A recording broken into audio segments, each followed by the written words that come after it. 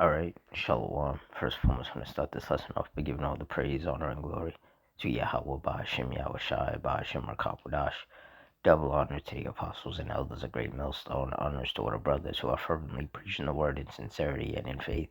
Shalom to the sincere Akwath. And Shalom to the scattered Israelites who are amongst these heathen nations and look like these heathens. Now, this lesson is going to be based on this Biscar fire out in Nevada. So through the Spirit, I'm going to read some of this article, get some precepts, and the Lord's will you're edified. It says, Biscar fire has burned nearly 30,000 acres, 5% contained. The Biscar fire has now burned 29,752 acres since sparking on Friday. The blaze remains just 5% contained. According to CHP Susanville, US 395 remains closed from Smoke Creek Road to Termo Grasshopper Road. Evacuation orders remain in place for the following zones. So the evacuation warnings have been issued for the following zones. So the most current evacuation map can be found. Okay. So yet another fire that the Lord has burning. So, I mean, these fires, man, it really is wildfire season. Because you got fires burning in a few parts of the U.S. and you have fires burning out in Canada. Isaiah 29:6. Thou shalt be visited of the Lord Yahweh of hosts with thunder and with earthquake and great noise, with storm and tempest and the flame of devouring fire. And that's what these fires are doing. They're devouring the land and basically whatever they come in contact with. And if they make it to, population, to like where there are homes and businesses, they will destroy those as well. Destroy cars. And we've seen this play out before. One of the more recent examples was that devastating fire out in California a couple of years back. Not too long ago.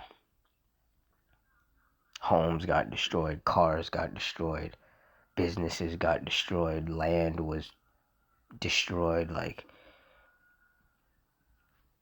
it was bad. And the Lord is basically going to do that, but worse. Because we're living in the last days, and He is intensifying all of His judgments upon the earth. 2 Timothy 3:1, this know also that in the last days perilous times shall come. And when you look up the definition of perilous, it means full of danger or risk. And we are clearly in some times full of danger because there's just a bunch of fires and storms and tempests and earthquakes happening. Not to mention viruses and diseases, popping up. Not to mention the war or the conflict that's happening out there in Western Asia, the quote-unquote Middle East. And then you have all the violence, all the shootings and stabbings. So it's just one thing after another. Regardless of where in the world people are, something is happening. There really is no peace on earth. And that's one of the many reasons why we need the kingdom of heaven.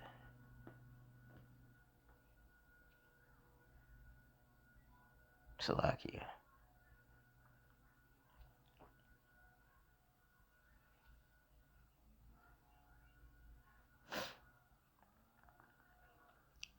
Luke 21:22, for these be the days of vengeance, that all things which are written may be fulfilled. And that's why there's earthquakes and fires and storms and tempests and power outages, obviously resulting in darkness.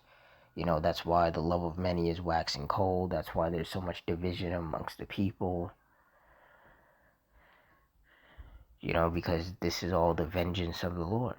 These wicked people, they really thought that they were just going to thrive in their wickedness. And then, at the end of their life, they were just going to ride off into the sunset, completely unpunished for all the wickedness that they had done. But that's not how things work. Luke 21:36, Watch ye therefore and pray always that ye may be accounted worthy to escape all these things that shall come to pass, to stand before the Son of Man. And that's what those of us of the hopeful elect are doing. We're watching. We're seeing all the judgments of the Lord happening all over the world. And we're praying that the Lord accounts us of the hopeful elect worthy to escape these things, to escape the devastating fires and the storms and tempests and the earthquakes and the upcoming famines and the civil wars and the race wars and all the pestilences, all the diseases and things like that we know the Lord is going to unleash upon this earth to punish these wicked people with whom he is angry with. You see, these wicked people, they're simple, they're ignorant, and they severely lack wisdom, knowledge, and understanding. So they have no idea what's about to happen.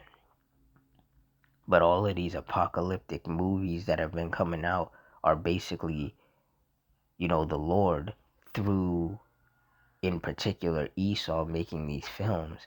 The Lord is showing you what he's about to bring upon the earth. The men of the Lord are constantly saying to watch the Purge series, that the Purge movies, the series of them that were made. Brothers are constantly saying to watch those because those give you an indication of what's going to happen when society shuts down.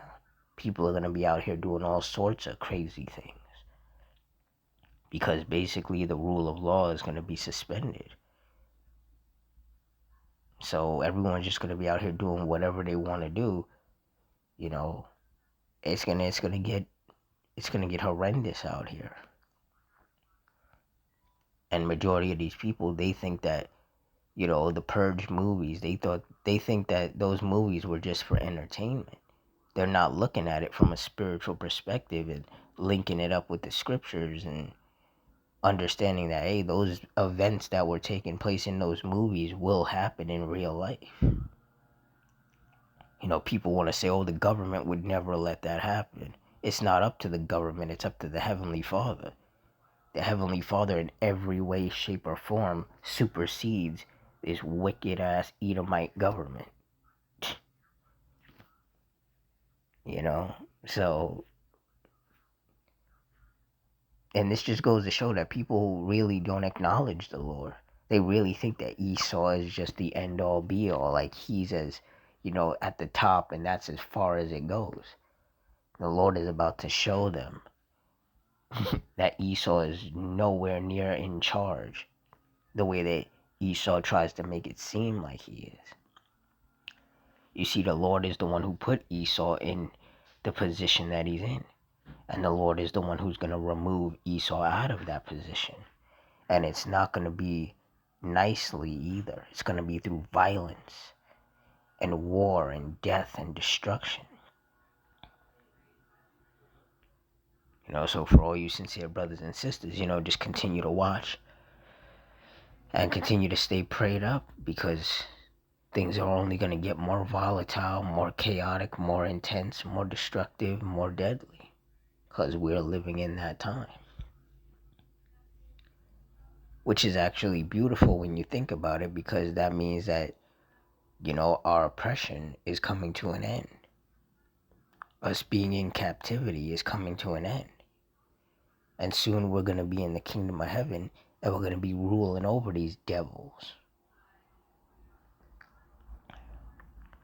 So with that, I'm going to wrap it up here. In closing, I want to give all the praise, honor, and glory unto Yahweh, Bahashim Yahushai, Bahashim Rakakudash. Salakia. The Wadi How Bashim Yahushai have put in the spirit on me to do this lesson. Double honor to the apostles and elders, a great millstone. Honors to all the brothers who are fervently preaching the word in sincerity and in faith. Shalom to all the sincere Akwath. And shalom to the scattered Israelites who are amongst these heathen nations and look like these heathen. Hope you all stay strong, stay safe, stay fervent, stay circumspect, stay prayed up, and Adawan Ratazah. Till next time, Shalom.